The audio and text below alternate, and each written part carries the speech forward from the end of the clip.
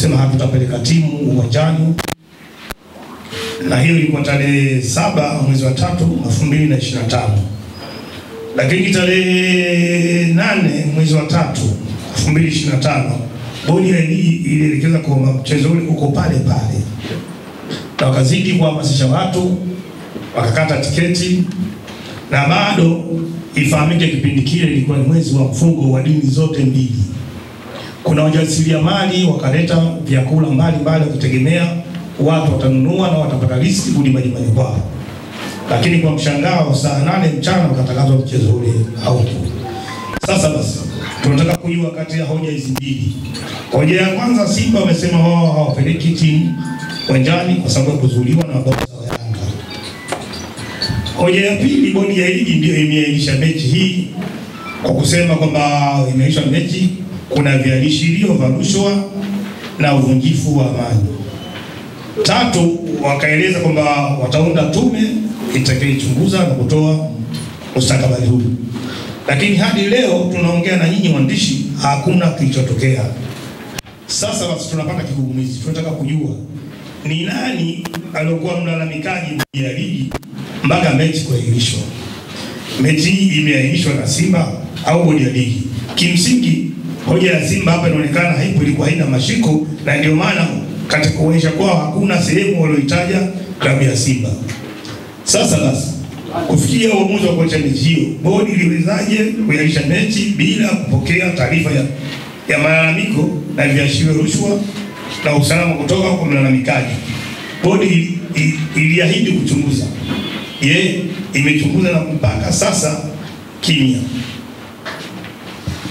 Yanga tunahitaji kujua ni hoja ipi kati ya hizi mbili ambayo timu ya Simba kuzuiwa kutofanya mazoezi na mabosi wa Yanga, au viashirio vya rushwa na uvunjifu wa amani. Kama hoja ni ya bodi ya ligi, itakuwaje tena sisi turudi mchezoni wakati tuhuma inayokabili klabu hatujapata ufafanuzi? Kwa hiyo tulikuwa tunaomba kwanza vyombo husika, kama ni kweli bwana, unaposema viashirio vya rushwa wapo TAKUKURU, unaposema uvunjifu wa amani, usalama wa raia na mali zake huko chini ya jeshi la polisi, haya majeshi yote mawili hayawahi kusema chochote. Kwa maana inaonekana leo wanapanga mechi hii, wanapanga na nani mhusika? Kwa sababu wanachama wapenzi wa Yanga ndio wengi waliokata tiketi kwa ajili ya mechi hiyo, na hao ndio tunaotuhumiwa. Je, wanataka uvunjifu wa amani uendelee, au kuna kitu gani kimejificha nyuma ya pazia ambayo kitahatarisha amani na usalama wa nchi? Kwa hiyo basi, baraza la wazee wa Yanga, wanachama wa Yanga, viongozi wa matawi na wapenzi wao, kwa kauli moja tunaunga mkono kauli yetu ile iliongelewa na kamati ya utendaji kwamba hatutacheza mechi mpaka tupate ufafanuzi wa hizi hoja mbili. Ni nani aliyosababisha mechi isichezwe, au bodi ya ligi mlalamikaji nani akaenda kulalamikia mpaka wakafikia hatua hiyo? Kwa hiyo kupitia vyombo vya habari, naomba nyinyi waandishi wa habari mwe mashahidi, umati uliozunguka nyuma yenu hao ni viongozi tu wa matawi, na kwa bahati nzuri katiba Yanga ina uwakilishi. Tungesema wanachama wote wa Dar es Salaam waje, ili eneo dogo lisingetosha. Hao ni wawakilishi wa matawi mbalimbali waliohudhuria kikao. Tuseme asitokee mwanachama yoyote au mpenzi yoyote akakata tiketi mechi. Lakini lingine, tunatahadharisha vyombo vya usalama, kwa sababu huu unaonekana mchezo mchafu uliopangwa. Asije ikaonekana mtu kavaa jezi ya Yanga akasema mwanachama wa Yanga. Wanachama wa Yanga hawatakuwepo, wala wapenzi wa Yanga katika mechi hii inaongelewa hawatahusika. Na waliokuwa mikoani, msisumbuke kuja Dar es Salaam, msikate tiketi. Kwanza mjue pesa zenu mlizokata mwanzo zimeenda wapi, lazima tujue. Lakini pili, haya tukiacha yaendelee, vurugu zote za nchi huwa zinaanzia kwenye midomo ya watu. Ieleweke mwaka huu mwezi wa 10 tunakwenda kwenye uchaguzi mkuu wa serikali. Tunahitaji kupata madiwani, tunahitaji kupata wabunge na kuchagua rais wa Jamhuri ya Muungano.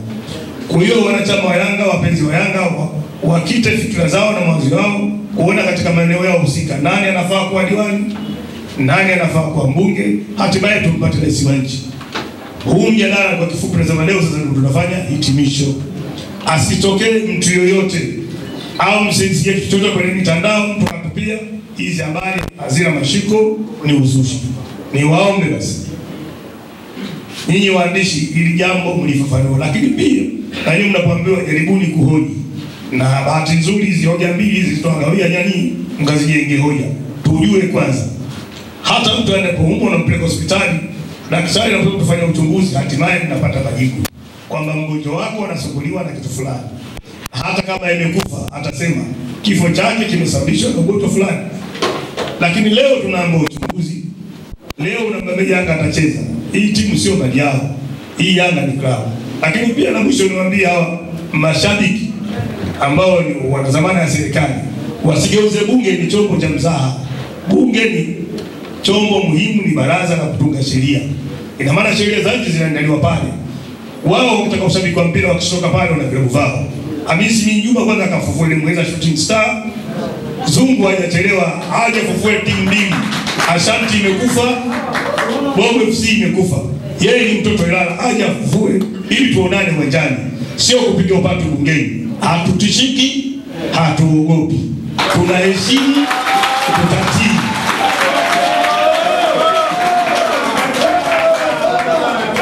Narudia, hatutishiki, hatuogopi. Tunaheshimu, tunatii sheria na taratibu za nchi, si vinginevyo. Yanga wewe.